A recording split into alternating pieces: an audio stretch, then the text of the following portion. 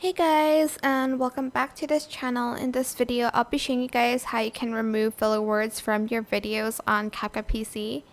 So I have this video here of me talking, so I'm just going to select this remove filler words. This is a pro feature, by the way, and it's going to analyze repeats, pauses, and filler words. Filler words is when you say or like. I say that a lot in videos, so it's just going to identify the pauses here.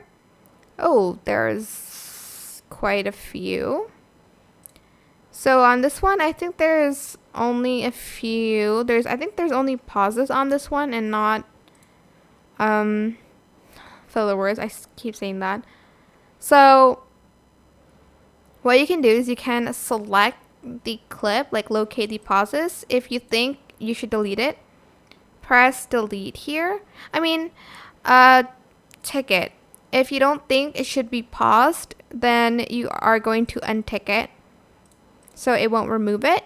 And once you're done, you're going to delete. It will, again, you'll need the pro feature, so I can't select delete, but it's going to basically delete it for you if you take it, like if you put the check mark.